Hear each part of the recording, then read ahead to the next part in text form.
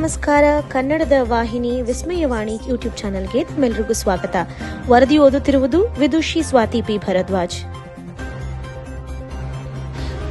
ಹೊನ್ನಾಳಿ ತಾಲೂಕಿನ ಮುಕ್ತೇನಹಳ್ಳಿ ಗ್ರಾಮದ ಕೃಷಿ ಪತ್ತಿನ ಸಹಕಾರಿ ಸಂಘದ ನವೀಕರಣಗೊಂಡ ಕಟ್ಟಡವನ್ನು ಶಾಸಕರಾದ ಡಿಜಿ ಶಾಂತನಗೌಡ ಅವರು ಉದ್ಘಾಟಿಸಿದರು. ಕಾರ್ಯಕ್ರಮದಲ್ಲಿ ಸಂಘದ ಅಧ್ಯಕ್ಷರು, ಉಪಾಧ್ಯಕ್ಷರು, ಸದಸ್ಯರು, ಡಿಸಿಸಿ ಬ್ಯಾಂಕ್ ನಿರ್ದೇಶಕರು ಹಾಗೂ ಗ್ರಾಮಸ್ಥರು ಉಪಸ್ಥಿತರಿದ್ದರು. ಶಾಸಕ ಶಾಂತನಗೌಡ ಅವರು ಸಹಕಾರ ಸಂಘಗಳು ಗ್ರಾಮೀಣ ಆರ್ಥಿಕತೆಗೆ ಪೂರಕವಾಗಿವೆ ಎಂದು ಹೇಳಿದರು. ಕೆಆರ್ಪೇಟೆಯ ಶೀಳನೆರೆ ಹೋಬಳಿಯ ಹರಳಹಳ್ಳಿ ಗ್ರಾಮ ಪಂಚಾಯಿತಿಯ ನೂತನ ಅಧ್ಯಕ್ಷರಾಗಿ ಕಾವ್ಯ ಚಂದ್ರು ಆರ್ಟಿಸಿ ಅವರು ಅವಿರೋಧವಾಗಿ ಆಯ್ಕೆಯಾಗಿದ್ದಾರೆ. ಹಿಂದಿನ ಅಧ್ಯಕ್ಷ ಅಶೋಕ್ ರಾಜೀನಾಮೆ ನೀಡಿದ ಹಿನ್ನೆಲೆ ನಡೆದ ಚುನಾವಣೆಯಲ್ಲಿ ಇತರರು ನಾಮಪತ್ರ ಸಲ್ಲಿಸದ ಕಾರಣ ಕಾವ್ಯ ಚಂದ್ರು ಅವರನ್ನು ಅವಿರೋಧವಾಗಿ ಆಯ್ಕೆ ಮಾಡಲಾಯಿತು. ಶಾಸಕರಾದ ಎಚ್ಟಿ ಮಂಜು ಹಾಗೂ ಮುಖಂಡರು ಹಾರ ಹಾಕಿ ಅಭಿನಂದಿಸಿದರು. ನೂತನ ಅಧ್ಯಕ್ಷೆ ಕಾವ್ಯ ಚಂದ್ರು ಅವರು ಪಂಚಾಯಿತಿ ವ್ಯಾಪ್ತಿಯ ಎಲ್ಲ ಗ್ರಾಮಗಳ ಅಭಿವೃದ್ಧಿಗೆ ಶ್ರಮಿಸುವುದಾಗಿ ಭರವಸೆ ನೀಡಿದರು.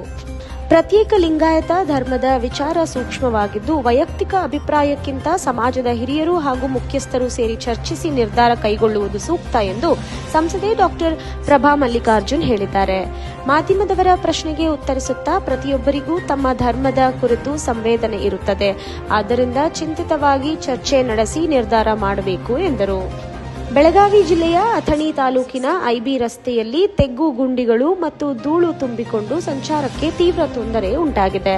ಸ್ಥಳೀಯರು ಹಾಗೂ ವ್ಯಾಪಾರಿಗಳು ರಸ್ತೆ ಸಂಪೂರ್ಣ ಪುನರ್ ನಿರ್ಮಾಣ ಮಾಡಬೇಕೆಂದು ಆಗ್ರಹಿಸಿದ್ದಾರೆ. ಬೈಕ್ ಸವಾರರಿಗೆ ಅಪಘಾತದ ಭೀತಿ ಹೆಚ್ಚಿರುವುದರಿಂದ ತಕ್ಷಣ ಕ್ರಮ ಕೈಗೊಳ್ಳುವಂತೆ ಅಧಿಕಾರಿಗಳಿಗೆ ಮನವಿ ಸಲ್ಲಿಸಲಾಗಿದೆ. ಬುಧವಾರ ಸದಾಶಿವನಗರದ ನಿವಾಸದ ಬಳಿ ಮಾಧ್ಯಮಗಳೊಂದಿಗೆ ಮಾತನಾಡಿದ ಉಪಮುಖ್ಯಮಂತ್ರಿ ಡಿಕೆ ಶಿವಕುಮಾರ್ ಅವರು ರಾಜ್ಯದ ಪ್ರಸ್ತುತ ರಾಜಕೀಯ ಹಾಗೂ ಸಾಮಾಜಿಕ ವಿಷಯಗಳ ಕುರಿತು ಪ್ರತಿಕ್ರಿಯೆ ನೀಡಿದರು.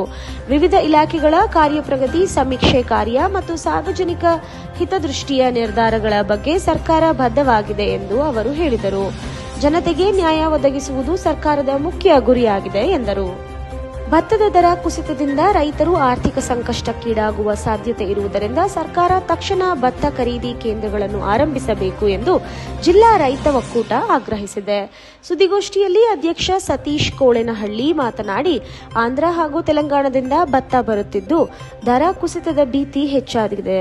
ಸರ್ಕಾರ ರೈತರ ನೆರವಿಗೆ ಧಾವಿಸಿದೆ, ನಿರ್ಲಕ್ಷ್ಯ ತೋರಿಸುತ್ತಿದೆ ಎಂದು ಆರೋಪಿಸಿದರು. ಸಚಿವ ಎಸ್ಎಸ್ ಮಲ್ಲಿಕಾರ್ಜುನ್ ಅವರು ಇಂದು ತಮ್ಮ ಗೃಹ ಕಚೇರಿಗೆ ಆಗಮಿಸಿದ ಸಾರ್ವಜನಿಕರ ಅಹವಾಲುಗಳನ್ನು ಸ್ವೀಕರಿಸಿ ತಕ್ಷಣ ಸ್ಥಳದಲ್ಲೇ ಪರಿಹಾರ ಒದಗಿಸಿದರು. ಬಳಿಕ ಅವರು ಸ್ಥಳೀಯ ಖಾಸಗಿ ಕಾರ್ಯಕ್ರಮಗಳಲ್ಲಿ ಭಾಗವಹಿಸಿ ಜನರೊಂದಿಗೆ ಸಂವಾದ ನಡೆಸಿದರು. ಹರಪನಹಳ್ಳಿ ಕ್ಷೇತ್ರದ ಜನಪ್ರಿಯ ನಾಯಕಿ ಎಂಪಿ ವೀಣಾ ಮಹಾಂತೇಶ್ ಅವರು ಕುಂಚೂರು ಹಾಗೂ ಚೌಡಾಪುರ ಗ್ರಾಮಗಳಲ್ಲಿ ನಡೆದ ಮಹರ್ಷಿ ವಾಲ್ಮೀಕಿ ಜಯಂತಿ ಕಾರ್ಯಕ್ರಮದಲ್ಲಿ ಭಾಗವಹಿಸಿದರು. ಅವರು ಮಾತನಾಡಿ, ಜಾತಿ, ಕುಲ, ಧರ್ಮಕ್ಕಿಂತ ಶ್ರದ್ಧೆ ಮತ್ತು ಪರಿಶ್ರಮವೇ ಯಶಸ್ಸಿನ ಮಾರ್ಗ. ಮಹರ್ಷಿ ವಾಲ್ಮೀಕಿ ಅವರ ಜೀವನ ಅದಕ್ಕೆ ಸ್ಫೂರ್ತಿದಾಯಕ ಉದಾಹರಣೆ ಎಂದರು. ವಾಲ್ಮೀಕಿ ವಿರಚಿತ ರಾಮಾಯಣದ ಮಹತ್ವವನ್ನು ಗ್ರಾಮಸ್ಥರಿಗೆ ವಿವರಿಸಿದರು. ಕುಂದಗೋಳ ತಾಲೂಕು ಗ್ಯಾರಂಟಿ ಸಮಿತಿ ಅಧ್ಯಕ್ಷರಾದ ಶ್ರೀ ಸತೀಶ್ ಕೊಬ್ಬಯ್ಯನವರ ಮಠ ಅವರನ್ನು ನೂತನವಾಗಿ ನೇಮಕ ಮಾಡಲಾಗಿದೆ. ನೇಮಕಾತಿ ಬಗ್ಗೆ ಸ್ಥಳೀಯ ಕಾಂಗ್ರೆಸ್ ನಾಯಕರು ಸಂತೋಷ್ ವ್ಯಕ್ತಪಡಿಸಿದ್ದು, ಸತೀಶ್ ಕೊಬ್ಬಯ್ಯನವರ ಮಠ ಅವರು ಸರ್ಕಾರದ ಜನಪರ ಯೋಜನೆಗಳನ್ನು ಪರಿಣಾಮಕಾರಿಯಾಗಿ ಜಾರಿಗೆ ತರುವ ವಿಶ್ವಾಸ ಪಡಿಸಿದ್ದಾರೆ. ದಾಂಡೇಲಿ ಸಮಗ್ರ ಅಭಿವೃದ್ಧಿ ಹೋರಾಟ ಸಮಿತಿಯು ಅಕ್ಟೋಬರ್ 15ರಂದು ಡಾಕ್ಟರ್ ಬಾಬಾ ಸಾಹೇಬ್ ಅಂಬೇಡ್ಕರ್ ಮೂರ್ತಿ ಮುಂದೆ ಧರಣಿ ಸತ್ಯಾಗ್ರಹ ಆರಂಭಿಸುವುದಾಗಿ ಘೋಷಿಸಿದೆ.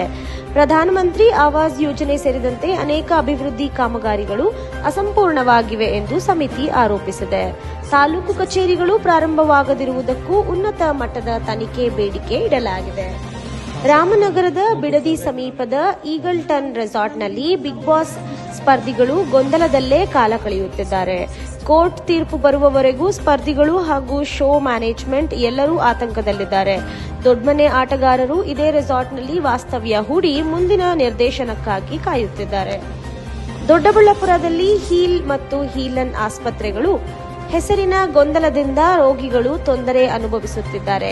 ಹೀಲ್ ಕ್ಲಿನಿಕ್ನ ಡಾಕ್ಟರ್ ಎಂಬಿ ಅರ್ಜುನ್ ಅವರು ಸ್ಪಷ್ಟನೆ ನೀಡಿ, ನನ್ನ ಪೋಸ್ಟ್ ಉದ್ದೇಶ ರೋಗಿಗಳಿಗೆ ಮಾಹಿತಿ ನೀಡುವುದಷ್ಟೇ, ಯಾರನ್ನೂ ಅವಮಾನಿಸಲು ಅಲ್ಲ ಎಂದರು. ತಪ್ಪು ಅರ್ಥಗೊಂಡ ಪೋಸ್ಟ್ ವೈರಲ್ ಆದ ನಂತರ ಠಾಣೆಗೆ ಮಾಹಿತಿ ನೀಡುವುದಾಗಿ ತಿಳಿಸಿದರು. ಉಪಮುಖ್ಯಮಂತ್ರಿ ಡಿಕೆ ಶಿವಕುಮಾರ್ ಅವರು ಲಿಂಗಾಯತ ಪ್ರತ್ಯೇಕ ಧರ್ಮದ ವಿಚಾರದಲ್ಲಿ ಕಾಂಗ್ರೆಸ್ಗೆ ಯಾವುದೇ ಭಿನ್ನಮತವಿಲ್ಲ ಎಂದು ಸ್ಪಷ್ಟಪಡಿಸಿದ್ದಾರೆ. ರಾಜ್ಯದಲ್ಲಿ ನಡೆಯುತ್ತಿರುವ ಸಾಮಾಜಿಕ ಹಾಗೂ ಶೈಕ್ಷಣಿಕ ಸಮೀಕ್ಷೆಗೆ ಗ್ರಾಮೀಣ ಪ್ರದೇಶದ ಜನರು 90% ಸಹಕರಿಸಿದ್ದಾರೆ ಎಂದು ತಿಳಿಸಿದ್ದಾರೆ. ಬೆಂಗಳೂರು ಪ್ರದೇಶದಲ್ಲಿ ಸಮೀಕ್ಷೆ ನಿಧಾನವಾಗಿ ಸಾಗುತ್ತಿದ್ದರೂ ಶೀಘ್ರ ಪೂರ್ಣಗೊಳಿಸಲು ಕ್ರಮ ಕೈಗೊಳ್ಳಲಾಗುತ್ತಿದೆ ಎಂದರು.